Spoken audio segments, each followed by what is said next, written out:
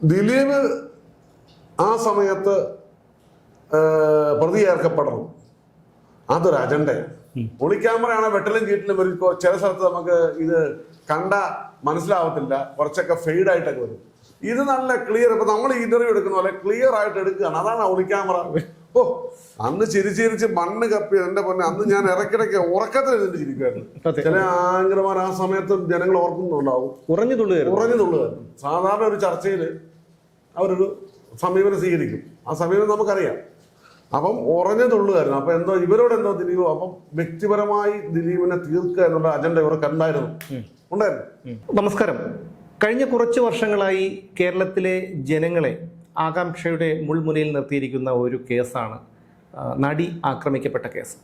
ആ കേസുമായി ബന്ധപ്പെട്ട് ചാനൽ ചർച്ചകളിൽ ഒരു സ്ഥിര സാന്നിധ്യമുണ്ട് Shri Saji Nanthyattu, film chamber of commerce മുൻ general secretary, producers and distributors association executive member ആണ് ശ്രീ സജി നന്ത്യാട്ട്. നമസ്കാരം. നമസ്കാരം. ഈ നടി ആക്രമിക്കപ്പെട്ട കേസുമായി ബന്ധപ്പെട്ട ചാനൽ ചർച്ചകളിൽ താങ്കളൊരു സജീവ സാന്നിധ്യമായിരുന്നു. ഒരുപാട് വിമർശനങ്ങൾ താങ്കൾക്ക് ഏറ്റുവാങ്ങേണ്ടി വന്നിട്ടുണ്ട്, പക്ഷം പിടിച്ച് സംസാരിക്കുന്നു എന്നൊക്കെ പറഞ്ഞിട്ട്. ഇപ്പോൾ ഈ നവംബറോടുകൂടി ഈ കേസിൻ്റെ വിധി വരാനാണ് സാധ്യത. ആ വിധിയെ എങ്ങനെയായിരിക്കും താങ്കളുടെ ഒരു അനുമാനത്തിൽ?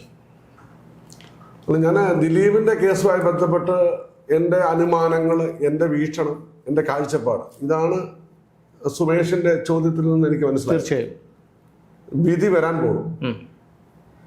കേരളത്തിലെ ജനങ്ങളെ ഇത്രയധികം മുൾമുനയിൽ നിർത്തിയ, അതായത് നമ്മൾ പറഞ്ഞാൽ ഒരു പത്രമാധ്യമങ്ങളും ദൃശ്യമാധ്യമങ്ങളും തമ്മിലുള്ള കാലഘട്ടം നമുക്കറിയാം. അച്ചടി മാധ്യമങ്ങളുടെ കാലഘട്ടത്തിനപ്പുറം ദൃശ്യമാധ്യമങ്ങൾ മലയാളിയുടെ ജീവിതത്തിന്റെ ഭാഗമായപ്പോൾ മുതൽ ഏറ്റവും അധികം ദൃശ്യമാധ്യമങ്ങളിലൂടെ ജനങ്ങളെ മുൾമുനയിൽ നിർത്തിയ ഒരു വലിയ സംഭവമാണ് നടി ആക്രമിക്കപ്പെട്ട സംഭവം. അതിലെ പ്രതി ദിലീപിലേക്ക് എത്തുന്നു എന്നുള്ളതായിരുന്നു അതിന്റെ ഹൈലൈറ്റ്. അപ്പൊ കേരളം മൊത്തം ഇത് ചർച്ചയായി. അക്കാലത്ത് ഞാൻ മനസ്സിലാക്കുന്നത് സീരിയലിലെ റൈറ്റിംഗ് പോലും താന്നുപോയി. തീർച്ചയായിട്ടും പ്രേക്ഷകരെല്ലാം ഈ ചാനൽ ചർച്ചയുടെ മുന്നിലായിരുന്നല്ലോ. അത് കാരണം എന്താ? ബിക്കോസ് ഓഫ് ദിലീപ് ഉള്ളി. ദിലീപിൽ നിന്നും അവർ ഒരിക്കലും അത് പ്രതീക്ഷിക്കുന്നില്ല എന്നവർ പറയുന്നത്. അതുകൊണ്ടാണ് അവർ അത്ഭുതപ്പെട്ടു പോയത്. അത് തന്നെയായിരുന്നു എതിരാളികൾക്ക് വേണ്ടത്.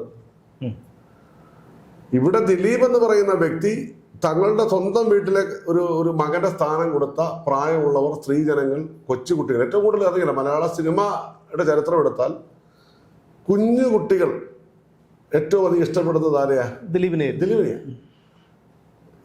അതിനൊരു കാരണമാണ് ഞാൻ പറയാം. ഒരിക്കലും ഒരു ഡിസംബർ ക്രിസ്മസ് തലേ ദിവസം എറണാകുളത്തൊരു ബേക്കറിയിലേക്ക് ഞാൻ കയറി ചെല്ലുക. അപ്പൊ ഓസ്ട്രേലിയയിൽ നിന്ന് വന്ന ഒരു മലയാളി കുടുംബങ്ങൾ കുറെ പേര് ഒരുമിച്ചൊരു ടൂർ വന്നിരിക്കും. ഓസ്ട്രേലിയയിൽ നിന്ന് വന്നവരാ. ഞാൻ ഈ ബേക്കറിയിലേക്ക് കയറി ചെല്ലുമ്പോൾ പാലാരിവട്ടത്തിലെ ബേക്കറി, ഈ കുഞ്ഞുങ്ങളെല്ലാം എന്റെ നേരേക്ക് വരും. അങ്കിൾ എന്ന് പറഞ്ഞിട്ടുണ്ട്. ഞാനപ്പോ പെട്ടെന്ന് അത്ഭുതപ്പെട്ടു. ഈ ഇവരുമായിട്ട് എനിക്കൊരു പരിചയമില്ല. അവരെന്നെ അങ്ങ് വന്ന് കെട്ടിപ്പിടിക്കുക, കുഞ്ഞുങ്ങളെല്ലാം കൂടെ. അപ്പൊ അവരുടെ മാതാപിതാക്കളെ ഇങ്ങനെ നിൽപ്പുണ്ട്. അപ്പൊ അവര് ചാനൽ കാണുന്നവരാണെന്ന് എനിക്ക് മനസ്സിലായി. കൊച്ചു പിള്ളേരെ, വിദേശത്താണ്, ഓസ്ട്രേലിയയിൽ. അങ്കിൾ, ഞങ്ങളുടെ ദിലീപ് അങ്കിള് വല്ലതും പറ്റു വാങ്ങുന്നത്. മലയാളം അവർക്ക് അറിയില്ല, അവരുടെ സംസാരിക്കുക. എന്നെ അത് ഭയങ്കരമായിട്ട് അത്ഭുതപ്പെടുത്തി. കുഞ്ഞു കുട്ടികൾക്ക് പോലും ഏറ്റവും അധികം ഇഷ്ടമുള്ള അത് ദിലീപിനെയാണ്. അത് നമുക്കറിയാമെങ്കിലും നേരിട്ട് നമുക്ക് ബോധ്യം വരുന്ന ചില സന്ദർഭങ്ങളാണ് ഞാൻ പറഞ്ഞത്. അപ്പൊ ദിലീപ് ഇതിൽ പ്രതിയായി വരുന്നു. ഞാൻ അങ്ങനെ പറയില്ല, പ്രതിയാക്കി വരുന്നു എന്ന് പറഞ്ഞാൽ എനിക്കിഷ്ടം. പ്രതിയായി വരുന്നു എന്ന് പറഞ്ഞതിനപ്പുറം പ്രതിയാക്കപ്പെട്ട് വരുന്നു എന്ന് പറയുന്നതിനോടാണ് എനിക്ക് യോജിപ്പ്. അപ്പോ സുമേഷ് എന്നോട് ചോദിക്കും, എന്താണ് താങ്കൾക്ക് ഇത്ര ഉറപ്പ് എന്ന് ചോദിക്കും. ജീവിതത്തില് നമ്മൾ സാധാരണ പറയും സീയിങ് ഈസ് ബിലീവിങ്, കാണുന്നതാണ് യാഥാർത്ഥ്യം. കാണാത്ത യാഥാർത്ഥ്യങ്ങളെ നമ്മൾ സ്വീകരിക്കാറുണ്ട്, യാഥാർത്ഥ്യമാണെന്ന് മനസ്സിലാക്കുമ്പോൾ അല്ലേ? തീർച്ചയായിട്ടും. അപ്പോ ദൈവത്തെ നമ്മൾ കണ്ടിട്ടില്ല, പക്ഷെ നമ്മൾ ദൈവ യാഥാർത്ഥ്യം എന്ന് പറയുന്നില്ലേ? എന്ന് പറഞ്ഞാല് നമ്മള് ദിലീപ് ഇതിൽ പ്രതിയല്ല എന്നുള്ള കാര്യം 101% എനിക്കറിയാം. കാരണം ഞാൻ വരുന്ന മേഖല ആ മേഖലയായതുകൊണ്ട്. ആ മേഖലയിലുള്ള കുത്തിത്തിരിപ്പുകളും വൈരാഗ്യങ്ങളും പരസ്പരമുള്ള പഴിചാരലുകളും ഇതിനു വേണ്ടി ഉണ്ടായ ഡ്രാമകളും ഒക്കെ അതിനെക്കുറിച്ചൊക്കെ അത്യാവശ്യം ബോധവും എനിക്കുണ്ട്. അപ്പൊ നിങ്ങൾ സുമേഷ് ഉണ്ടെങ്കിൽ എനിക്ക് എന്തുകൊണ്ട് അത് വെളിയിൽ പറയുന്നില്ല? നമുക്കറിയാം നമ്മുടെ രാജ്യത്ത് ചില അപ്രിയ സത്യങ്ങൾ വിളിച്ചു പറഞ്ഞാൽ നമുക്കെതിരെ കേസ് വരും. അല്ലാതെ തന്നെ കേസുണ്ട്. ദിലീപിന് വേണ്ടി സംസാരിച്ചതിന് എനിക്കെതിരെ അങ്കമാലി കോടതി കേസുണ്ട് കേട്ടാ. അപ്പോ ഒരിക്കല് നമ്മുടെ ശാന്തിയുള്ള ദിനേശന്റെ നമ്മുടെ പല എല്ലാവരും കൂടി 5-6 പേർ കേസുണ്ട്. അപ്പോ ദിലീപ് ആ സമയത്ത് പ്രതിയേർക്കപ്പെടണം, അതൊരു അജണ്ടയാണ്. ഇതിന്റെ അടിസ്ഥാന കാരണം ഒറ്റ വാക്കിൽ പറഞ്ഞാൽ, അണ്ടർലൈൻ ആൻഡ് ഇൻവേർട്ടഡ് കോമയിൽ പറഞ്ഞാൽ, ദിലീപ് കാവ്യ മാധവനെ വിവാഹം കഴിച്ചു എന്നുള്ളതാണ് ഇതിന്റെ ബേസിക് കോസ്. അതായിരുന്നു ഈ ഒരു വലിയൊരു കേസിന്റെ ഹേതു. അപ്പോൾ ആരൊക്കെയാണ് ഇതിനെതിരെ നിന്നതിനെ കുറിച്ച് ഏകദേശം രൂപം നമുക്ക് കിട്ടും. വ്യക്തിപരമായി ഒരാളുടെ പേരെടുത്ത് പറയാത്തത് ഞാനായിട്ട് വൈഷുഡായി എന്ന ചിന്ത കൊണ്ട് തന്നെ. പേടിച്ചിട്ടൊന്നുമില്ല, എനിക്കങ്ങനെ പേടി ചുണ്ടാൻ പോകുന്നില്ല. വ്യക്തിപരമായ ഒരാളുടെ പേരെടുത്ത് പറയണമെങ്കിൽ എന്നെ അതിൻ്റെതായ എവിഡൻസ് ഉണ്ടാവും. അല്ല, പേടിച്ചിട്ടാണ് ഞാൻ പറയാത്തത് എന്നൊരു ധാരണ ആർക്കും വേണ്ട. പക്ഷെ വിധി വരുന്നതോടുകൂടി ഈ നാടകം പൊളിഞ്ഞ് പാളിസാവും. പക്ഷെ അങ്ങനെ ഈ ദിലീപിന് അനുകൂലമായി ദിലീപ് നിരപരാധിയാണെന്ന് കണ്ട് തെളിവുകളുടെ അഭാവത്തിൽ അദ്ദേഹം ഇപ്പോൾ തന്നെ നമുക്ക് ഊഹിക്കാവുന്നതേ ഉള്ളൂ, ഇനി ദിലീപ് നിരപരാധിയാണ്, അദ്ദേഹത്തെ വെറുതെ വിട്ടു. പക്ഷേ അപ്പോഴും പറയുന്നത് ദിലീപിൻ്റെ എതിരാളികളും അല്ലെങ്കിൽ ഒരു വിഭാഗം ജനങ്ങളും പറയുന്നത് പണത്തിൻ്റെ സ്വാധീനം കൊണ്ട് വിധിയെ അട്ടിമറിച്ചു എന്നല്ലേ? അങ്ങനെ വരില്ലേ? ഉറപ്പല്ലേ? സുമേഷ് പറഞ്ഞ വളരെ നിങ്ങൾ പറഞ്ഞത് വളരെ റൈറ്റ് അല്ലേ? ദിലീപ് കേസിൽ എൻ്റെ അനുമാനം ഞാൻ പറഞ്ഞു, ദിലീപ് വെറുതെ വിടും എന്ന കാര്യത്തിൽ എനിക്ക് സംശയമില്ല. കാരണം അത് ഏകദേശം നമുക്കറിയില്ല, ഈ തെളിവുകൾ 10,2500 തെളിവ്, ഡിജിറ്റൽ തെളിവ്, സാക്ഷികളുടെ എണ്ണം 1072 എന്നൊക്കെ പറയുമ്പോൾ നമുക്കറിയാം ഇതെല്ലാം കൂടി ഒരു ഒപ്പിക്കലാണ്. ഒരാളെ ശിക്ഷിക്കാൻ ഒരു തെളിവിന്റെ ആവശ്യമുള്ളൂ, ഒരു സാക്ഷി മതി. നിയമത്തിന്റെ അഗാധതയിലേക്ക് പോകുമ്പോൾ നമുക്ക് നിയമം അറിയാമെന്ന് എല്ലാവർക്കും അറിയാം. അപ്പോ ദിലീപ് നിരപരാധിയാണെന്ന് വിധി വരുന്നു. വിധി വരുന്നതിന് തലേദിവസം ഒരു ചർച്ച നടക്കും കേരളത്തിൽ. ഉറപ്പായിട്ട് നടക്കും. ഉറപ്പായിട്ട് എല്ലാ ചാനലും ഇപ്പോഴും അതിനോട് ചർച്ച. കാരണം ദിലീപ് എന്ന് പറഞ്ഞ ആളെ അറസ്റ്റ് ചെയ്യപ്പെടുന്നതിന് മുമ്പ് തൊട്ട് ചർച്ചയിൽ വന്ന ഏക ആള് ഞാൻ. ഇപ്പൊ അതിനുശേഷം നമ്മുടെ ഒത്തിരി ആൾക്കാർ അല്ലേ, രാഹുൽ ഈശ്വരൊക്കെ വളരെ സജീവമായി, നമ്മളത് സന്തോഷിക്കുന്നു. അന്ന് ഒറ്റയ്ക്ക് വേട്ടയാടപ്പെടുക, ഒറ്റയ്ക്ക് ഞാൻ അപഖ്യാതികൾ കേൾക്കുക, ഞാൻ തന്നെ പല പെണ്ണ് കേസിൽ പ്രതി, എനിക്കില്ലാത്ത കേസൊന്നും ഞാൻ തന്നെ സ്വയം ആലോചിച്ച് ഞാൻ തന്നെയാണോ ഇത്? അപ്പൊ എന്റെ കൂട്ടുകാരോട് ചോദിച്ചു, നീ ഇങ്ങനെ നമ്മൾ പോലും അറിയാതെ പല കേസുകളും തങ്കറിയാം നമ്മളെ മാനസികമായി തകർക്കാനുള്ള ദൃഷ്ടിയായിരുന്നു. മെന്റലി നമ്മളെ ഡൗൺ ആക്കി കഴിയുമ്പോൾ നമ്മൾ എന്ത് ചെയ്യും? ചർച്ച പിൻവലിയും.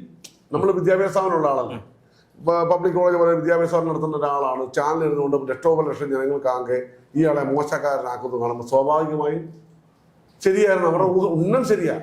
അപ്പൊ എന്റെ വീട്ടുകാർ പറഞ്ഞു, എന്റെ അമ്മ അന്ന് ജീവിച്ചിരിപ്പുണ്ടായിരുന്നു, എന്റെ കുടുംബത്തിലുള്ളവര് എല്ലാരും പറഞ്ഞു, നീ എന്തിനാണ് ഇത് പുറകെ പോണേ, നീ എന്തിനാണ് അപഖ്യാതി കേൾക്കുന്നത്, നീ തിരിച്ചു പോ. അവിടെ എനിക്കറിയാമായിരുന്നു, ഞാൻ തിരിച്ചു പോയാൽ ഞാൻ ആണും പെണ്ണും കെട്ടവനായിത്തീരും. നമ്മളൊരു ജന്മേ നമുക്കുള്ളൂ. അപ്പൊ നമുക്ക് 1 മിനിറ്റേ ജീവിച്ചുള്ള ആണായിട്ട് ജീവിക്കുക, എന്തിനാണ് ആണും പെണ്ണും കെട്ടവനായിട്ട് 3 വർഷം ജീവിക്കുന്നത്? അതുകൊണ്ട് എന്റെ ചെറുപ്പം പോലുള്ളൊരു ഇതാണ്, സത്യത്തിനോട് ഞാൻ നിൽക്കത്തുള്ളൂ. സത്യം. അപ്പൊ ഞങ്ങളുടെ സിനിമാ ലോകത്ത് ആരോട് വെച്ചാലും പറയും അയാൾ സത്യസന്ധനാണ് പറയും. ആരുടെയും പറയാ പോയി നക്കാപ്പിച്ചയ്ക്ക് പോവുക ഒന്നും എന്നെ കിട്ടത്തില്ല. കാരണം നമുക്ക് നമ്മുടെ വ്യക്തിത്വമുണ്ട്. നമ്മൾ ആ അടിയുറച്ച ആ വ്യക്തിപരമായ കാര്യങ്ങളിൽ അടിയുറച്ച് നിന്നു. ദിലീപിന്റെ കേസിൽ ദിലീപ് വെറുതെ വിട്ടാൽ പറയാൻ പോണത്, ഹോ ദിലീപുണ്ടല്ലോ, അതിവിടെ പറയാതെ പറഞ്ഞു വെച്ച് കഴിഞ്ഞു മഹാന്മാർ. അവർക്കറിയാം വിധി, അവർക്കറിയാം ഈ ദിലീപിനെതിരെ ചർച്ചയ്ക്ക് വന്നവർക്കെല്ലാം അറിയാൻ അതൊരു പിണ്ണാക്കുള്ളത്. പിന്നെ എന്നാ പ്രശ്നം? ഒരു സൈക്കോളജിക്കൽ ഇതുണ്ടാക്കിയെടുക്കുക പൊതുസമൂഹത്തെ. പക്ഷെ അത് ഈ കേസ് ഉയർന്നു വന്നപ്പോൾ തന്നെ സിനിമാ മേഖലയിലെ ചിലർ ഇതിനെ വളരെ വിദഗ്ധമായി അവരുടെ നിലനിൽപ്പിന് വേണ്ടി മുതലെടുത്തിട്ടില്ലേ? ഉണ്ടല്ലോ. അന്നത്തെ കാലത്ത് 2017 സംബന്ധം, അന്ന് സിനിമ താരങ്ങൾ തമ്മിലൊരു ഫൈറ്റ് ഉണ്ട്. നമ്മൾ സാധാരണ പറഞ്ഞത് കോൾഡ് വാർ എന്ന് പറയുന്നത് ശീതസമരം ഓൾറെഡി അവിടെ ഉണ്ട്. ഇപ്പം ഇല്ല. 2024 യുദ്ധത്തിലേക്ക് വരുമ്പോൾ മലയാള സിനിമയിലെ ആർട്ടിസ്റ്റുകൾ തമ്മിൽ ഒരു പ്രശ്നമുണ്ട്. കാരണം അറിയാം, എല്ലാവർക്കും കഴിക്കാനുള്ളതുണ്ട്. എല്ലാവർക്കും സ്പേസ് ഉണ്ട്. ഏത് ആർട്ടിസ്റ്റാണ് ഡേറ്റ് ഇന്നില്ലാത്തത്? അപ്പൊ കോമ്പറ്റീഷന്റെ ആവശ്യമില്ല. കോമ്പറ്റീഷൻ ആവശ്യമില്ല. ഇഷ്ടംപോലെ ഡേറ്റ് ഉണ്ട്, ഇഷ്ടംപോലെ പ്രൊഡ്യൂസേഴ്സ് ഉണ്ട്, ഇഷ്ടംപോലെ പടങ്ങളുടെ എണ്ണം. 2017 50-60 സിനിമയാണ്, ഇന്ന് എത്ര സിനിമയാ? അല്ല 80 സിനിമയ്ക്ക് വരെ കൂടുതലേ വന്നിട്ടുള്ളൂ ആ കാലത്ത്. ഇന്ന് സിനിമ വരുന്നത് എത്രയാണ്? ഇന്ന് സിനിമ വരുന്നത് 225 സിനിമകളോളം വരുന്ന സാഹചര്യത്തിൽ എല്ലാവർക്കും സ്പേസ് ഉള്ളപ്പോൾ ആർക്കും ആരോട് ഫൈറ്റ് ഇല്ല. 2017 സ്ഥിതി അതല്ല. ദിലീപ് എങ്ങനെയും താഴെ പോകണം.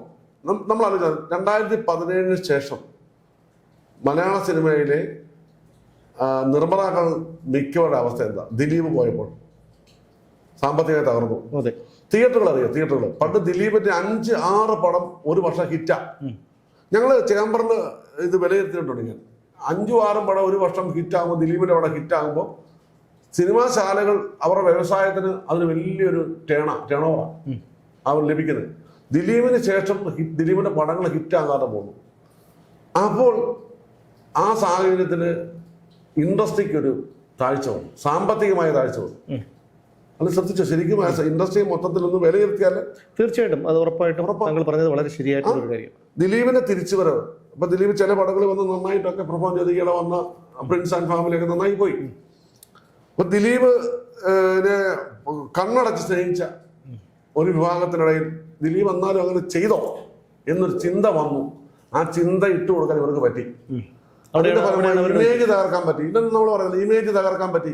കാരണം നമ്മളുടെ മലയാളികളൊരു പ്രശ്നമുണ്ട്, എന്ത് കേട്ടാലും വിശ്വസിക്കുകയും ഇപ്പോഴും ബ്ലേഡ് കമ്പനി കേരളത്തിൽ തുടങ്ങി വിജയിക്കും. കാരണം എന്താ? അത്യാഗ്രഹം കൊണ്ട് പൈസ ഇടും. മലയാളിയാണ് ഏറ്റവും ബുദ്ധിയുള്ളത്, ചിന്തിക്കാൻ കഴിവുള്ളതൊക്കെ ആണെങ്കിൽ തന്നെയും എല്ലാത്തിന്റെ ആകത്തുക മലയാളി. കുറച്ചുപേർ അങ്ങനല്ല. അപ്പം ദിലീപിന് നല്ല ഡാമേജ് വന്നിട്ടുണ്ട്. ദിലീപ് നിരപരാധിയാണെന്ന് വിധി വരുന്ന കാര്യത്തിൽ എനിക്ക് സംശയമില്ല. നിരപരാധിയാണെന്ന് വിധി വരുമ്പോൾ എന്റെ ചോദ്യം സമൂഹത്തോടല്ല, എന്റെ ചോദ്യം ഇത് പെടുത്തിയോടാണ്. സമൂഹം നിരപരാധികളാണ്. തെറ്റിദ്ധരിക്കപ്പെട്ടു. ആ കറക്റ്റ്. സുമേഷ് മാർഗപ്പോള പറഞ്ഞ അതിന്റെ കറക്റ്റ്, യു സെഡ് ഇറ്റ്. സമൂഹത്തെ തെറ്റിദ്ധരിപ്പിക്കപ്പെട്ടു. ആ തെറ്റിദ്ധരിക്കപ്പെട്ട സമൂഹം ദിലീപിനെ ഏത് കണ്ണിലൂടെ കണ്ടു? ദിലീപിന് ഇത്രയും നാൾ നഷ്ടപ്പെട്ട വർഷം, കുടുംബജീവിതം, ദിലീപിന്റെ അമ്മ അനുഭവിച്ച മെന്റൽ ആഗണി, മാനസിക വ്യത, സഹോദരങ്ങൾ അനുഭവിച്ചത്, സഹോദരി അനുഭവിച്ചത്, ദിലീപിന്റെ കുടുംബം, മകൾ അനുഭവിച്ചത്, പൊതുസമൂഹത്തിൽ ഇറങ്ങുമ്പോൾ ദിലീപിനോട് വളരെ ഫ്രീ ആയി, വളരെ എന്താ പറയുക, സ്നേഹത്തോട് സംസാരിച്ചവർക്കുള്ളിൽ പെട്ടെന്ന് എന്നാലും എന്നൊരു ചിന്ത, ഒരു അനിഷ്ടത്തിന്റെ ഒരു കണിക പോലും, ഒരു സംശയത്തിന്റെ നിഴലിൽ ദിലീപ് വീണപ്പോ ദിലീപിനുണ്ടായ ഈ വലിയ ഡാമേജ് ആർക്കും പരിഹരിക്കാൻ പറ്റില്ല. എത്ര കോടി രൂപ കൊടുത്താലും പരിഹരിക്കാൻ. അവിടെയാണ് നമുക്ക് വേദന തോന്നുന്നത്. അത് കുറ്റക്കാരനാണോ കുറ്റക്കാരനല്ലയോ എന്നുള്ളത് കോടതി തീരുമാനിക്കേണ്ട കാര്യമാണ്. അവിടെ ഇപ്പോൾ പോലും ഞാൻ വിശ്വസിക്കുന്നത്, ഇപ്പോൾ പോലും ദിലീപ് ഇനി ഒരിക്കലും തല ഉയർത്തരുത്, അദ്ദേഹം ഒരിക്കലും ഇൻഡസ്ട്രിയിലേക്ക് തിരികെ വരരുതെന്ന് ആഗ്രഹിച്ച് പ്രവർത്തിക്കുന്ന കുറച്ച് പേരുണ്ട്. അതിൻ്റെ ഏറ്റവും വലിയ ഉദാഹരണമാണ് അദ്ദേഹത്തിൻ്റെ സിനിമ വരുന്നതിന്, റിലീസാകുന്നതിന് കുറച്ച് ദിവസങ്ങൾക്ക് മുൻപ് തന്നെ നെഗറ്റീവ് റിവ്യൂസ് അതുപോലെയുള്ള സംഭവങ്ങൾ ഉണ്ടാകുന്നത് അല്ലേ? ഉറപ്പല്ലേ?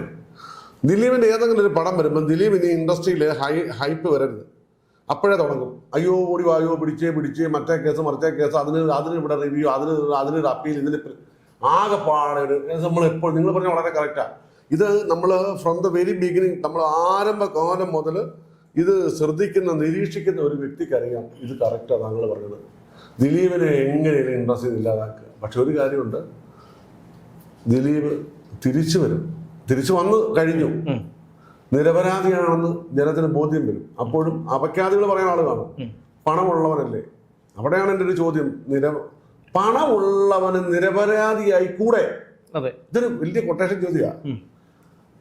ഉറപ്പായിട്ട് വരും. പക്ഷെ അയാൾ അനുഭവിച്ച മാനസിക ടെൻഷൻ, അയാളല്ലാതെ വേറെ ആരാണേലും, ഞാനേ അദ്ദേഹത്തിന് ലഭിച്ച വക്കീല് വേറെ ആരാളും പെട്ടുപോകില്ലേ? എന്ത് ചെയ്യാൻ പറ്റും? രാഷ്ട്രീയം, അധികാരങ്ങളെല്ലാം എതിര്, കൂടെയുള്ള എല്ലാവരും എതിര്. ആരും സഹായിക്കാനില്ല. സഹായിക്കാൻ വന്നാൽ അവർക്ക് അപഖ്യാതി. ചർച്ച വന്നാൽ നമുക്ക് പോലും തെറിയാം. അപ്പൊ സഹായിക്കാൻ വരുന്നവർക്ക് പോലും പേടി. ഇവനെ സഹായിക്കാൻ വന്നാൽ നമ്മുടെ ഇമേജോടെ പോകുമോ? എല്ലാവരും ഇമേജിൽ കോൺഷ്യസ് ആയ ഇങ്ങനെ സംഭവിച്ചു വരുമ്പോൾ ഈ മനുഷ്യന്റെ മാനസികാവസ്ഥ ഭയങ്കരമാണ് അല്ലേ? തീർച്ചയായിട്ടും. കാരണം ഞാനത് അന്ന് മറ്റൊരു മാധ്യമ സ്ഥാപനത്തിൽ പ്രവർത്തിച്ചുകൊണ്ടിരിക്കുന്ന സമയത്താണ് ബാലചന്ദ്രകുമാർ വെളിപ്പെടുത്തലുമായിട്ട് വരുന്നത്. അപ്പോൾ ബാലചന്ദ്രകുമാറിന്റെ മൊഴികളിൽ അല്ലെങ്കിൽ അയാളുടെ വെളിപ്പെടുത്തലുകൾ എന്ന പേരിൽ അയാൾ പറഞ്ഞ ജൽപ്പനങ്ങൾക്ക് ഒരു എന്താണ് അത് വലിയൊരു വിവാദമാക്കിയിരുന്നു. ഒരുപക്ഷെ കേസിന്റെ ഗതി തിരിച്ചു വിട്ടത് തന്നെ അതായിരിക്കണം അല്ലേ? അല്ല, ബാലേന്ദ്രകുമാർ ആ സമയത്ത് വന്നില്ലായിരുന്നെങ്കിൽ ഈ കേസിന് വിധി നേരത്തെ വന്നത്. കേസിന് വിധി നേരത്തെ വരുമ്പോൾ തന്നെ ഇവർക്കറിയാമല്ലോ, വാദിച്ചുകൊണ്ടിരിക്കുമ്പോൾ വാദിയുടെയും പ്രതിയുടെയും വക്കീലന്മാർക്ക് ഏകദേശം പൾസ് അറിയാം റിസൾട്ട് എന്നാന്ന്. അപ്പം അത് ഈ റിസൾട്ട് ഈ വിധി വരരുത് എന്ന ഉദ്ദേശം, ഉടനെ അങ്ങ് വരരുത് എന്ന ഉദ്ദേശം അതിന് പിന്നിലുണ്ട്. അപ്പോഴാണ് കൃത്യമായ എൻട്രി, റൈറ്റ് ടൈമിലാണ് എൻട്രി അല്ലേ? അപ്പൊ ആ റൈറ്റ് ടൈമിൽ എൻട്രി വന്ന അന്ന് ആദ്യത്തെ ചർച്ച ചെയ്യുന്ന ആള് ഞാൻ ആ റൈറ്റ് ടൈമിൽ എൻട്രി. അപ്പൊ ഞാൻ ആ റൈറ്റ് ടൈമിൽ കൊണ്ടുവന്ന ലാസ്റ്റ് സാക്ഷിയെ വിസ്തരിക്കേണ്ട സമയത്താണ്. ഓർക്കണം, ആ അന്വേഷണ ഉദ്യോഗസ്ഥന് മാത്രം വിസ്തരിക്കേണ്ട സമയത്താണ് വന്ന് അതിന്റെ അർത്ഥം വന്നത്. അപ്പൊ തന്നെ ഇത് ഒന്നും രണ്ടാണെന്ന് അറിയാവുന്ന മലയാളിക്ക് മനസ്സിലായി. അവിടെയാണ് ദിലീപ് ഒത്തിരി ഗുണം കിട്ടിയത്. ആദ്യകാലത്ത് ദിലീപ് ഈ നടി ആക്രമിക്കപ്പെട്ട കേസിൽ ദിലീപ് പ്രതിയാണെന്ന് പറഞ്ഞപ്പോൾ വിശ്വസിച്ചവരാ 98%. എനിക്ക് തോന്നുന്നു അങ്ങനെയാണ് അല്ലേ? അതെ, തീർച്ചയായിട്ടും ആ തരത്തിലായിരുന്നു ചാനൽ ചർച്ചകളിൽ ഇതിനു വേണ്ടി ഒരു ടീം തന്നെ ഉണ്ടായിരുന്നു. കാരണം ഇവരുടെ നിലപാടുകൾ പല ചാനലുകളിലാണെങ്കിലും ഇവരുടെ നിലപാടുകൾ ഒന്നായിരുന്നു. ആങ്കേഴ്സിനല്ല നിലപാടാണ്, ഇവർക്ക് റേറ്റിംഗ് വേണം. നിലപാടുകളെന്ന് ഉദ്ദേശിച്ചത് ഈ ചാനൽ ചർച്ചയ്ക്ക് ദിലീപിന് ഓപ്പോസിറ്റ് ആയിട്ട് വരുന്ന ആൾക്കാരുണ്ടല്ലോ, അവർ പറയുന്ന വാചകങ്ങൾ പോലും സാമ്യതയുണ്ടാകും. അല്ല, അവർക്കൊരു ഗ്രൂപ്പ് ഉണ്ടായിരുന്നു, വാട്സാപ്പ് ഗ്രൂപ്പ്. അത് ശരി. അതായത് ഈ ചാനലിൽ വന്ന ചില ആങ്കേഴ്സ് പോലും തമ്മിൽ ഭയങ്കര ബന്ധമായിരുന്നു. ഇന്ന് വൈകിട്ട് എന്ത് പറയണം, അവിടെ ഇര ഞാനാണ്. എല്ലാ ചാനലും അന്നത്തെ ഇര ഞാനാണ്. അന്ന് വേറെ ആരും ഇല്ല. ഇത് ദിലീപ് വേണ്ടി വന്ന ആദ്യകാലത്തെ കാര്യം. പിന്നെ ഞാൻ തിരിച്ചു നോക്കുമ്പോൾ മഹേഷ് വരുന്നുണ്ട്, ശാന്തിവിള വരുന്നുണ്ട്, പിന്നീട് സബാസ്റ്റ്യൻ പോൾ വരുന്നു, PC ജോർജ് വരുന്നു. പിന്നെ നമ്മുടെ അത് കഴിഞ്ഞ രണ്ടാമത്തെ എൻട്രി നമ്മുടെ ബാലേന്ദ്രകുമാർ വന്നപ്പോഴാണ് രാഹുൽ ഈശ്വർ. വളരെ മിടുക്കനായ ഒരു ഡിബേറ്ററാണ് രാഹുൽ ഈശ്വർ. അപ്പൊ ഇങ്ങനെയൊക്കെ വന്നപ്പോൾ ഞാൻ ഒറ്റപ്പെടൽ എനിക്ക് മാറി. ഒറ്റപ്പെടലായിരുന്നു. എല്ലാവരുടെ ഓടിച്ചിട്ട് 8 മണിക്ക് തല്ലാൻ ഒരാളെ ഉണ്ടെങ്കിൽ അത് ഞാൻ 8 മണിക്ക് ചാനലുകാരെല്ലാം വലിച്ചു കീറുക എന്നുള്ളതായിരുന്നു. പക്ഷെ അവിടെ നമുക്ക് എവിടെ എൻ്റെ ഉള്ളിൻ്റെ ഉള്ളിൽ ആരോ പറഞ്ഞു, ഇത് ഇന്നല്ല നാളെ നീ അതിന് ആശ്വാസം ഉണ്ടാവും. വലിച്ചു കീറുമായിരുന്നു. ഇവിടുത്തെ മുഴുവൻ ചാനലിലെ ആങ്കേഴ്സ്, ഇപ്പൊ മലയാളത്തിലെ എല്ലാ ചാനലിലെ ആങ്കേഴ്സും ഞാനുമായിട്ട് ചർച്ച ചെയ്ത ആരും ഉണ്ടെന്ന് എനിക്ക് തോന്നുന്നു. എല്ലാവരോടും കൂടി 8 മണിക്ക് സജീവതയോടെ എവിടെയാണെന്ന് വെച്ചാൽ ഇറങ്ങുന്നത് വലിച്ച കീറിയേക്ക് വരും. പക്ഷെ അപ്പോഴും നമുക്ക് ദൂരെ ഒരു വെട്ടം കാണുന്നുണ്ട് അല്ലേ? ഈ കാലവും കടന്നു പോകും. ദിലീപിനെ മഴയത്ത് നിർത്തിയിട്ടുണ്ട്. ദിലീപ് ഇപ്പോഴും മഴയത്ത് നിൽക്കുന്നു. പക്ഷെ ഇവൻ മഴ നനഞ്ഞ് കയറി വരും. പക്ഷെ അതില് മറ്റൊരു വിഷയം എന്ന് പറഞ്ഞാൽ ഇതിൽ നമ്മൾ ഇപ്പോൾ രാഹുൽ മാങ്കൂട്ടത്തിൻ്റെ ഒരു കേസ് വന്നിട്ടുണ്ടായിരുന്നു. നമുക്ക് ആ ഒരു സംഭവം നമ്മൾ വിലയിരുത്തി കഴിഞ്ഞാൽ നമുക്ക് തോന്നും കേരള രാഷ്ട്രീയത്തിൽ ആദ്യമായിട്ടാണ് ഒരാൾക്ക് ഇതുപോലൊരു സംഭവം ഉണ്ടാകുന്നത്. അതിനൊരു പരാതിക്കാരില്ല. ഏതോ ഒരു സ്ത്രീ വന്നിട്ട് പറയുന്നു, ചാറ്റ് ചെയ്തു എന്ന് പറയുന്നു. പക്ഷേ ഇവിടെ സ്ത്രീ പീഡന കേസിൽ പ്രതികളായിട്ടുള്ള പാർട്ടി പുറത്താക്കിയ അങ്ങനെ പല കേസുകളിൽ പ്രതിയായിട്ടുള്ളവർ, സ്ത്രീ പീഡന കേസുകളിൽ പ്രതിയായിട്ടുള്ളവർ മറുഭാഗത്ത് നിൽക്കുമ്പോഴാണ് ഈ ഒരു വ്യക്തിയെ മാത്രം ടാർഗറ്റ് ചെയ്തുകൊണ്ട് ഈ ഇത് നീങ്ങുന്നത്. അതുപോലെ ദിലീപിനും അതുപോലുള്ള ഒരു വേട്ടയാടലല്ലേ അനുഭവിക്കേണ്ടത്. അതിന് ഞാൻ പറയാൻ കാരണം, ഒരു കാര്യം തീരുമാനിച്ചു കഴിഞ്ഞാൽ അതായത് ആടാണ്, അതിനെ പട്ടിയാക്കണം എന്ന് ഒരു വിഭാഗം തീരുമാനിച്ചു കഴിഞ്ഞാൽ അത് അവർ ചെയ്തിരിക്കും എന്നുള്ളതിൻ്റെ ഒരു ഉദാഹരണമല്ലേ അത്? തീർച്ചയായിട്ടും. കാരണം ഇതിപ്പോൾ ഒരു വ്യക്തിയല്ല. കാരണം സിനിമ എന്ന് പറയുന്നത് നമ്മൾ ഉദ്ദേശിക്കുന്ന അപ്പുറത്തേക്ക് ഈ ചിരിച്ച് കാണിക്കുന്ന മുഖങ്ങളൊന്നും ചിരിച്ച് കാണിക്കുന്നത് വെറും പോളിഷ് ചിരിയാണ്. ഏതാ സിനിമയിൽ ആത്മാർത്ഥ സ്നേഹമില്ല, ഹഗ് ചെയ്യുന്നുണ്ട് എല്ലാവരും, ഓരോ ആത്മാർത്ഥയില്ല. ഇതുകൊണ്ട് എന്നോട് എല്ലാവർക്കും വിരോധം, സത്യം പറഞ്ഞോണ്ട് സോപ്പിടിയില്ല. എവിടെ ആരോട് ആത്മാർത്ഥ എന്ന് പറഞ്ഞ് ഒരു ആത്മാർത്ഥ ഇല്ലാത്ത മേഖലയാണ് സിനിമ എന്ന് ഞാൻ പച്ചയ്ക്ക് പറയും. മനസ്സിലായില്ലേ? ഏറ്റവും ബ്രൂട്ടയാ. അപ്പം സിനിമയിൽ രാഷ്ട്രീയത്തിൽ പിന്നെ നല്ലതാട്ടോ. ഞാൻ പറഞ്ഞത് എന്താ പറയാൻ, രാഷ്ട്രീയത്തിൽ കുറച്ചുകൂടെ ഇപ്പൊ പല ഗ്രൂപ്പുകാർ തമ്മിൽ ഞാൻ പറയും, ഒരു രാഷ്ട്രീയ പാർട്ടിക്ക് പല ഗ്രൂപ്പുണ്ട്. അവര് ഒരു ലാത്തി ചാർജ് വരുമ്പോൾ ഈ ഗ്രൂപ്പ് ഒന്നായി നിൽക്കും, അതുറപ്പാണ്. പക്ഷെ അതുപോലെ സിനിമയിലുള്ളത് വിശ്വസിക്കുന്ന ആളാണ് ഞാൻ. എൻ്റെ വിശ്വാസം എൻ്റെ അനുഭവത്തിലൂടെയാണ് ഞാൻ പറഞ്ഞത്. പിന്നെ ഇതിനകത്ത് മുതലക്കണ്ണീരും സോപ്പിടലും വർത്താനവും ഒക്കെ വെറും ഒരു ഫോർമാലിറ്റി ആണെന്നും ഉള്ളിൽ തട്ടിയല്ലെന്നും ആണ് ഞാൻ വിശ്വസിക്കുന്നത്. അപ്പൊ സിനിമ എന്ന് പറയുന്നത് ആത്മാർത്ഥ ഇല്ലായ്മയുടെ ഒരു മേഖലയായിട്ടാണ് എനിക്ക് ഫീൽ ചെയ്തിരിക്കുന്നത്. എല്ലാ ചിരിയും വെറും കാമ്പട്ടി ചിരികളാണ്. എല്ലാ കെട്ടിപ്പിടുത്തവും ദൃഢരാഷ്ട്ര ആലിംഗനമാണ് എന്നാണ് എൻ്റെ അഭിപ്രായം. ഇപ്പൊ എന്നോട് പിണങ്ങുന്നവർ പിണങ്ങിക്കോട്ടെ, എനിക്കത് പ്രശ്നമൊന്നുമില്ല. സിനിമയില്ല, ഞാൻ ജീവിക്കത്തില്ല. സിനിമ എന്നോട് ജീവിക്കാൻ വന്നത്, അതുകൊണ്ട് ഞാൻ പച്ചയ്ക്ക് വർത്താനം പറഞ്ഞ ആളാണ്. രണ്ടാമത്തെ കാര്യം, ഇതിനകത്ത് ഈ ദിലീപിലെ കേസിൽ ദിലീപ് നിരപരാധിയാന്ന് വരുമ്പോഴും ഈ ദിലീപിന്റെ മരണം വരെ ആയിരിക്കാം അല്ലായിരിക്കാം എന്ന് ചിന്തിക്കുന്നുണ്ടാവും. അല്ലെ, അത് സത്യം. അപ്പൊ ഏതൊരു കേസിലും സാമാന്യവൽക്കരിച്ച് പറയുന്നത് സംശയത്തിനിടയിൽ എന്നും ദിലീപ് നിൽക്കും. കാരണം എന്താണ്, അത് ഇവർ ഇട്ടുകൊടുത്തു കഴിഞ്ഞു. ദിലീപ് നിരപരാധിയാണെന്ന് വിധി വന്നാൽ ഭയങ്കര സ്വാധീനിച്ചു. ആരെ സ്വാധീനിച്ചു? ഒരാൾക്കും ഉണ്ടെങ്കിൽ ഒരു ജഡ്ജിക്ക് ഒരാളെ വെറുതെ വിടാൻ പറ്റില്ല. കാരണം ഇത് പരിശോധിക്കപ്പെടുന്നതാണ് വിധി. ഈ ആളെ എന്തുകൊണ്ട് വെറുതെ വിട്ടു എന്ന് പരിശോധിക്കപ്പെടുന്നുണ്ട്. അവിടെ ഒരു റിവ്യൂ ഉണ്ട്. ഇവർക്കത് അറിയില്ല. ഇവരുടെതാണ് ജഡ്ജി അങ്ങ് തീരുമാനിച്ചത്. ജഡ്ജി എന്തുകൊണ്ട് തീരുമാനിച്ചു എന്ന് കോടതിയുടെ നടപടിക്രമങ്ങൾ അറിയാവുന്നവർക്കറിയാം. ഇത് രജിസ്ട്രാർ ഉൾപ്പെടെ ഇത് ചെക്ക് ചെയ്യപ്പെടുന്നതാണ്. ഒരു ജഡ്ജിന് വെറുതെ ഒരാളെ വെറുതെ വിടാൻ പറ്റില്ല. വെറുതെ ഒരാളെ ശിക്ഷിക്കാനും പറ്റില്ല. അപ്പം അതെല്ലാം തെളിവിന്റെ അടിസ്ഥാനത്തിലാണ്. അപ്പൊ എന്തായാലും ഇവര് ഇപ്പൊ കണ്ടത് വിധി വരുന്നത് മുമ്പേ കരച്ചു തുടങ്ങും. അയ്യോ ദിലീപ് ഇപ്പൊ രക്ഷപ്പെടുക്കാണ്ടോ നിങ്ങൾ എന്നൊക്കെ പറഞ്ഞു. ഇവർക്കറിയാം ഇതിനകത്തൊന്നും ഇല്ലായിരുന്നു. അതുകൊണ്ടാണ് വിധി വരാൻ മുൻകൂറായിട്ട് തന്നെ അവരങ്ങനെ ഒരു ജാമ്യം എപ്പോഴും അവരെ തടയാനായിട്ടോണ്ടിരിക്കും. അല്ല, അതിൽ ഏറ്റവും എനിക്ക് ഒരു വൈരുദ്ധ്യമായി തോന്നിയത് ദിലീപിനെതിരെ ചാനൽ ചർച്ചകളിൽ വളരെ ശക്തിയായി ആഞ്ഞടിച്ചുകൊണ്ടിരുന്ന ഒരു ആർട്ടിസ്റ്റ്, ഒരു സ്ത്രീ. പിന്നീടാണ് അറിയുന്നത് അവര് ദിലീപിന്റെ ഒരു സിനിമയിൽ ദിലീപിന്റെ അമ്മയ്ക്ക് ഡബ് ചെയ്തൊരു ആളാണെന്നുള്ള കാര്യം. അപ്പൊ അങ്ങനെയാണെങ്കിൽ അവർക്ക് എന്ത് ധാർമ്മികതയാണുള്ളത്? അല്ല, അവിടെയാണ് എനിക്കൊരു വൈരുദ്ധ്യം തോന്നിപ്പോയത്. അങ്ങനെയാണെങ്കിൽ ദിലീപിനോട് എതിർപ്പുണ്ടെങ്കിൽ, ദിലീപ് അത് ചെയ്തു എന്ന് വിശ്വസിച്ചിട്ടുണ്ടെങ്കിൽ, അല്പമെങ്കിലും ആത്മാർത്ഥതയുണ്ടെങ്കിൽ എനിക്ക് അയാളുടെ പടത്തിൽ സഹകരിക്കാൻ വയ്യ എന്ന് പറയുന്നതല്ലേ ശരി? അതിന് ഞാൻ ഒറ്റ വാക്കിൽ പറയാം, സീസണൽ ഗ്രീറ്റിംഗ്സ് എന്ന പദത്തിലെല്ലാം ഉണ്ട്. Seasonal greetings. ഇനി കൂടുതൽ വ്യക്തത വരുത്താനാണ് ഞാനിത് ചോദിക്കുന്നത്. അതായത് ദിലീപ് അങ്ങനെ ചെയ്തു എന്ന് തന്നെ ഇരിക്കട്ടെ. അദ്ദേഹം ചെയ്തു എന്ന് ഞാൻ ഒരിക്കലും വിശ്വസിക്കുന്നില്ല. അതിന് കാരണമുണ്ട്. അതിൻ്റെ കാരണം ഞാൻ പറഞ്ഞുതരാം. ദിലീപിന് ഇപ്പം അങ്ങനെ ചെയ്തു എന്നിരിക്കട്ടെ. ഇപ്പം ദിലീപിൻ്റെ സ്ഥാനത്തിന് ഞാനാണെന്നിരിക്കട്ടെ, ചിലപ്പോൾ അങ്ങനെ ചെയ്തത്. ഈ പൾസർ സുനിയെ പോലെയുള്ള ഇത്രയും ഒരു തേർഡ് റേറ്റ് ഒരു ക്രിമിനലിനെ ഈ കാര്യം ഏൽപ്പിക്കുക. കാരണം ദിലീപിനെ സംബന്ധിച്ചിടത്തോളം അദ്ദേഹത്തിന് വലിയ സമ്പത്തുള്ള ആളാണ്, ഒരുപാട് ബന്ധങ്ങളുള്ള ആളാണ്. വിദേശ രാജ്യങ്ങളിലും ഇന്ത്യക്ക് പുറത്തുള്ള മറ്റ് സ്റ്റേറ്റുകളിലും ഒക്കെ വല്ല ബന്ധമുള്ള ആളാണ്. അദ്ദേഹത്തിന് അങ്ങനെ വല്ലതും ചെയ്യണമെങ്കിൽ തന്നെ ഇദ്ദേഹത്തിനെ ഏൽപ്പിക്കാതെ വേറെ ആരെങ്കിലും ഏൽപ്പിച്ച പോലെ. അതൊരു നല്ലൊരു ചോദ്യമാണ്. ഞാനത് പ്രതീക്ഷിച്ച ചോദ്യം നിങ്ങൾ ചോദിക്കണം. 2012 ഏൽപ്പിച്ചതാണ് 2017 ചെയ്തത്. നിങ്ങൾ ആലോചിച്ചു, 5 വർഷത്തെ ഇടവേളയ്ക്ക് ശേഷമാണ്. അപ്പൊ എത്രമാത്രം ലോകത്ത് ഏത് വൈരാഗ്യമുള്ളത് ഒരു ദിവസം കഴിഞ്ഞാൽ വൈരാഗ്യം പോകും. മനുഷ്യനെ കുറിച്ച് പഠിച്ചറിയാം. നമ്മുടെ ശരീരശാസ്ത്രവും മാനസിക ചിന്തകളും അങ്ങനെയാണ്. അതെ, 5 വർഷത്തിന് ശേഷം പുള്ളി ചെയ്യുക. ഇതെന്നെ മലയാളി തന്നെ മണ്ടന്മാരാണ്. ഇതൊരു കഥയുണ്ടാക്കുക, ഒരു കണക്ഷൻ.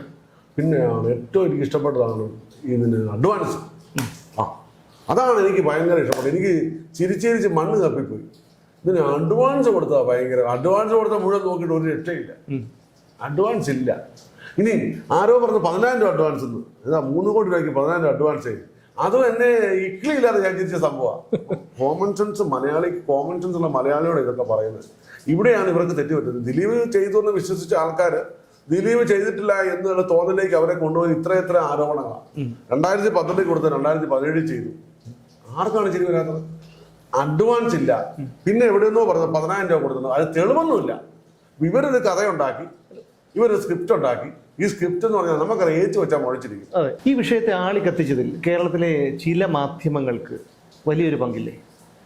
ഉണ്ടുണ്ട്. അതിനകത്ത് മാധ്യമങ്ങളിലെ ചില മാധ്യമങ്ങളിലെ ചില വ്യക്തികൾക്ക്, അതായത് ദിലീപിനോട് ചില വിനോദങ്ങളൊക്കെ ഉണ്ടായിരുന്നു. കാരണം ദിലീപിന്റെ വളർച്ച ഒരു പ്രശ്നമാണ്. പിന്നെ ദിലീപിന്റെ അന്നത്തെ പോക്ക് സ്വാഭാവികമായും ഉണ്ടാകുന്ന ചില കുശുമ്പുകളും അഭിപ്രായ വ്യത്യാസങ്ങളിലൊക്കെ ദിലീപിനെ പെടുത്തണമെന്ന് തീരുമാനിച്ച ഒരു സാഹചര്യം അന്നുണ്ടായിരുന്നു. അതുകൊണ്ട് പല ആങ്കേഴ്സിനും ചിലരെ ആങ്കർമാരുടെ ആക്രോശം കണ്ടാൽ നമുക്കറിയാം. അതാ ചില ആങ്കർമാർ ആ സമയത്ത് ജനങ്ങൾ ഓർക്കുന്നുണ്ടാവും, ഉറഞ്ഞു തുള്ളുകയായിരുന്നു. സാധാരണ ഒരു ചർച്ചയിൽ അവരൊരു സമീപനം സ്വീകരിക്കും. ആ സമീപനം നമുക്കറിയാം. അപ്പം ഉറഞ്ഞു തുള്ളുകയായിരുന്നു. അപ്പൊ ഇവരോട് ദിലീപ് അപ്പം വ്യക്തിപരമായി ദിലീപിനെ തീർക്കുക എന്നുള്ള അജണ്ട ഇവർക്ക് ഉണ്ടായിരുന്നു. അതോടൊപ്പം നോ റേറ്റിംഗ്.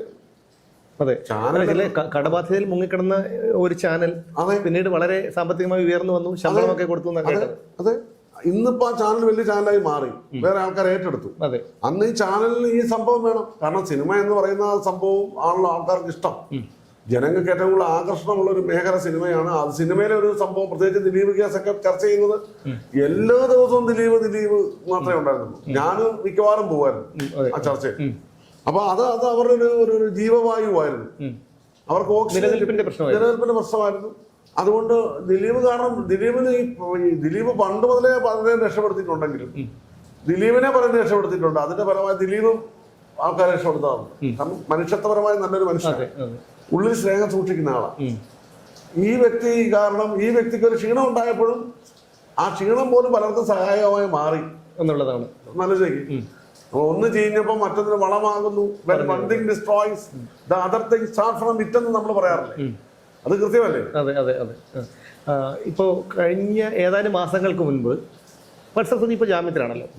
ഏതാനും മാസങ്ങൾക്ക് മുൻപ് പൾസർ സുനി ഒരു വെളിപ്പെടുത്തൽ, ഒളിക്യാമറ വെളിപ്പെടുത്തൽ എന്നൊക്കെയാണ് നമ്മൾ പറഞ്ഞു കേട്ടത്. അതും ഈ പറഞ്ഞ കൈമാറ്റം ചെയ്യപ്പെട്ട ചാനലിൻ്റെ റിപ്പോർട്ടർ പോയി ചെയ്യുന്നു.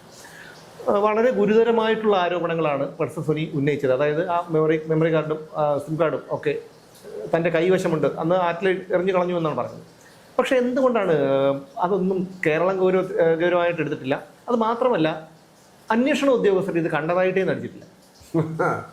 അതായത് നമുക്കറിയാം, ദിലീപിന്റെ ഈ കേസിൽ വിധി വരുമ്പോൾ അവസാന വിചാരണ വേളയിൽ ബാലേന്ദ്രകുമാർ എൻട്രി ചെയ്തു. അത് കഴിഞ്ഞ് ഈ കേസിൽ അതിൽ നിന്നൊന്നും കിട്ടിയില്ല അല്ലേ എന്ന് വേണം നമുക്ക് അനുമാനിക്കാൻ. അത് കഴിഞ്ഞപ്പോൾ ഈ കേസിന്റെ വിചാരണ തീരുന്നു എന്ന ഘട്ടം വരുമ്പോൾ തുറപ്പൂര ഇട്ട് വെട്ടാൻ ഒരു ശ്രമം നടത്തി. അത് ചീറ്റിപ്പോകുകയെന്നല്ലേ, നനഞ്ഞ മുടക്കത്തേക്കാൾ ചീറ്റിപ്പോയി. ഒരു വലിയൊരു ഒരു എന്താ പറയുക, ഒരു മൈതാനം, അവിടെയാണ് ഒളിക്യാമറ. ഈ ബാത്റൂമിൽ ഒളിക്യാമറ വെച്ചു, ഈ ബെഡ്റൂമിൽ ഒളിക്യാമറ വെച്ചതൊക്കെ ഞാൻ കേട്ടിട്ടുണ്ട്. പക്ഷേ ഇതുപോലെ തേക്കുകാട് മൈതാനത്തിൽ കൊണ്ടൊരു ഒളിക്യാമറ വെക്കാന്നൊക്കെ പറഞ്ഞ, ശരിക്കും പറഞ്ഞ അന്നത്തെ സമയത്ത് പല ഡെഡ് ബോഡികൾ എഴുന്നിട്ട് ചിരിച്ചെന്ന് പറഞ്ഞു ഈ ശവക്കോട്ടയത്ത്. അത്രയ്ക്കും വലിയ തമാശായിരുന്നു. ഒളിക്യാമറ വെച്ചിട്ട് പല ആയിക്കൾ, അതാ രസം. എനിക്ക് ഏറ്റവും ചിരി വന്നത് ഇവർക്ക് ഇത് പിടികിട്ടി. ഈ അബദ്ധം, ഈ എന്താ പറഞ്ഞല്ലോ, നമ്മൾ ഈ കാണിക്കുമ്പോൾ കുറച്ച് കോമൺ സെൻസ് കൂടെ വേണമല്ലോ. ഈ ക്യാമറയ്ക്ക് പല ആംഗിളാണ്. അത് ഒളിക്യാമറ ഒന്നല്ലേ ഉള്ളൂ, ഒളിക്യാമറയ്ക്ക് ഒരാംഗിളേ ഉള്ളൂ. അന്ന് എന്റെ മുമ്പിൽ ഈ ചാനൽ ചർച്ചയ്ക്ക് വന്നു ബൈറ്റ്സ് എടുക്കാൻ. ഞാൻ ഇവരോട് ചോദിച്ചപ്പോ എന്റെ ഇത് ബൈറ്റ്സ് ഒക്കെ ഈ കൊമ്പൊക്കെ വലിച്ചോണ്ട് ഒറ്റ ബഹളമായിരുന്നു. കാരണം എന്നെ ഏതാണ്ട് ചെയ്യാൻ പറ, എന്നെ വിളിക്കണമെന്ന് ചർച്ചയ്ക്ക്, ഞാനുള്ള കാര്യമുള്ളവരെ പറയും. അപ്പോ അത് ഭയങ്കര വേറെ രസമറിയോ, ഞാൻ ആ ചാനലിന്റെ MD വിളിച്ചു, ഈ അവതാരകനെ ഞാൻ വിളിച്ചു. വന്ന് നിങ്ങൾക്ക് നാണമില്ലെന്ന് ചോദിച്ചു. ജനം മുഴുവൻ നെഗറ്റീവ് കമന്റ് ഇട്ടോടുകൂടി ഇവരുണ്ടല്ലോ പിറ്റേ ദിവസം പറഞ്ഞു മറ്റു ചാനൽ ഏറ്റെടുക്കുന്ന നോക്കി, നടന്നില്ല. കാരണം അവർക്ക് മനസ്സിലായി കേരളത്തിലെ ജനങ്ങളെ മുഴുവൻ വിഡ്ഢിയാക്കുന്ന അത് ശകലെങ്കിലും ഒക്കെ ഒരു മര്യാദ വേണ്ടേ. വലിയൊരു ഓപ്പൺ സ്റ്റേജിൽ കൊണ്ട് ഒരു മൈതാനം തിരിച്ചിട്ട് ഒളിക്യാമറയാന്ന് പറയുക. പല ആംഗിളിൽ ഒളിക്യാമറയാണ്, വെട്ടലും ചീറ്റിലും വരും. ചില സ്ഥലത്ത് നമുക്ക് ഇത് കണ്ട മനസ്സിലാവത്തില്ല, കുറച്ചൊക്കെ ഫെയ്ഡായിട്ടൊക്കെ വരും. ഇത് നല്ല ക്ലിയർ, ഇപ്പൊ നമ്മൾ ഇന്റർവ്യൂ എടുക്കുന്ന പോലെ ക്ലിയർ ആയിട്ട് എടുക്കുകയാണ്. അതാണ് ഒളിക്യാമറ. ഓ, അന്ന് ചിരിച്ചിരിച്ച് മണ്ണ് കപ്പി എന്റെ പൊന്നെ, അന്ന് ഞാൻ ഇടയ്ക്കിടയ്ക്ക് ഉറക്കത്തിൽ എഴുതി ചിരിക്കുമായിരുന്നു. പലരും ഇപ്പോഴോട് ചോദിക്കും, നമ്മൾ അന്നത്തെ ഒളിക്യാമറ എന്നാൽ അതോടുകൂടി ഇവരുടെ കകല ക്രെഡിബിലിറ്റിയും പോയി. അങ്ങനെ ചെയ്യരുത്. ഒരാൾ തെറ്റ് ചെയ്താൽ ശിക്ഷിക്കണം. അല്ല, അതാണ് നമ്മൾ ഒരു വളരെ വേദന തോന്നിയൊരു ഇതാണ്. കാരണം ആള് ദിലീപിനെ സംബന്ധിച്ചിടത്തോളം ഞാൻ കേട്ടിട്ടുള്ളത്, പുള്ളി വളരെ താഴെ ഉള്ള നിലയിൽ നിന്ന് ഉയർന്നു വന്ന ഒരാളാണ്. ആ മനുഷ്യന്റെ വളർച്ച പലർക്കും സഹിക്കാൻ കഴിഞ്ഞില്ല എന്നുള്ളത്. വളഞ്ഞിട്ട് ആക്രമിക്കില്ലായിരുന്നു. ഈ ചാനൽ ചർച്ചകളിലൊക്കെ വരുന്നവർ ഒരു തവണയെങ്കിലും ദിലീപിനെ കണ്ടിട്ടുള്ളവരായിരിക്കാം. കാരണം അവരുടെ സഹപ്രവർത്തകരായിരുന്നു. അദ്ദേഹത്തിന്റെ സിനിമകളിൽ ഡബ് ചെയ്തും സഹ നടന്മാരായിട്ടും നടിമാരും ഒക്കെ ആയിട്ട് അഭിനയിച്ച് കാശ് വാങ്ങിച്ച് ആഹാരം കഴിച്ചവരായിരിക്കും. അവർക്കൊക്കെ ഒരു അല്പം പോലും കൂറില്ലാത്ത വിധത്തിലാണ് അവരുടെയൊക്കെ ഒരു പെരുമാറ്റം ഉണ്ടായിരുന്നത്. വളരെ വേദന തോന്നിയ ഒരു സന്ദർഭമാണ്. അതിനോടൊപ്പം തന്നെയാണ് ഈ ബാലേന്ദ്രകുമാറിന്റെ ഒരു സംഭവം വന്നത്. എന്തായാലും ഈ വിഷയം നമുക്ക് എന്തായാലും ഇവിടെ അവസാനിപ്പിക്കാം. എന്തായാലും നവംബറിൽ ഏകദേശം വിധി വരുമെന്ന് പ്രതീക്ഷിക്കാം. പക്ഷേ ഞാൻ വരുമെന്നാണ് എന്റെ അറിവ്. അതെ, എന്തായാലും ഒരു കാര്യം എനിക്കിതിൽ ഉറപ്പാണ്. ഇതിൽ ഈ നമ്മുടെ ഈ കർമ്മം ഉണ്ടല്ലോ, കർമ്മത്തിന്റെ ഫലം നമുക്ക് കിട്ടും എന്നുള്ളതാണ്. ഞാൻ സന്തോഷിക്കുകയല്ല. പക്ഷേ ബാലചന്ദ്രകുമാറിൻ്റെ അന്നത്തെ ആ ഒരു ജൽപ്പനങ്ങളിൽ ഞാൻ അങ്ങനെ പറയുള്ളൂ, അത് വെളിപ്പെടുത്തലെന്ന് ഒരിക്കലും പറയാൻ കഴിയില്ല. പൊരുത്തക്കേടുകളുണ്ടായിരുന്നു. നമ്മളൊരാളുടെ വീട്ടിൽ വരുന്നു, നമ്മുടെ ഭാര്യയോ അമ്മയോ ഒക്കെ നമ്മുടെ മകനെ പോലെ കരുതി ആഹാരം വിളമ്പിത്തരുന്ന ഒരു ഗ്ലാസ് വെള്ളം കുടിച്ചാൽ പോലും നമ്മൾ അത് നന്ദി കാണിക്കേണ്ടതുണ്ട്. അവിടെ ആ മനുഷ്യൻ ചെയ്തത്, അതിൻ്റെ ശിക്ഷ അദ്ദേഹത്തിന് കിട്ടി. അങ്ങനെ പലർക്കും ഈ കേസുമായി ബന്ധപ്പെട്ട പലർക്കുമായി ശിക്ഷ കിട്ടി. അതൊരിക്കലും ദിലീപിന് എന്തായാലും പൈസ കൊടുത്ത് ജയിപ്പിക്കാൻ പറ്റില്ലല്ലോ. അത് എന്തായാലും ഒരു നമ്മുടെ ഈ കർമ്മത്തിൻ്റെ ഫലമാണെന്ന് ഞാൻ വിശ്വസിക്കുന്നു. എന്തായാലും ഇതിൽ ദൈവത്തിൻ്റെ ഒരു ഇടപെടലുണ്ട്. ഈ ഒരു അത് ദിലീപ് കുറ്റക്കാരനാണോ അല്ലയോ എന്ന് പറയാൻ ഞാൻ ആളല്ല. പക്ഷേ ഇതിൽ വന്ന പലരുടെയും പൊരുത്തക്കേടുകൾ, ഇവരുടെ മൊഴികളുടെ പൊരുത്തക്കേടുകൾ, ഒരാളെ വളഞ്ഞിട്ട് ആക്രമിക്കാൻ ശ്രമിക്കുന്നതിൻ്റെ അതിൻ്റെ ഒരു വെളിപ്പെടലുകൾ, ഇതെല്ലാം കൂട്ടി വായിക്കുമ്പോൾ എന്തായാലും നമുക്ക് നവംബർ വരെ കാത്തിരിക്കാം. അതിൽ വിധി വരുന്നത് വരെ നമുക്ക് എന്തായാലും കാത്തിരിക്കാം. നന്ദി. Thank you so much.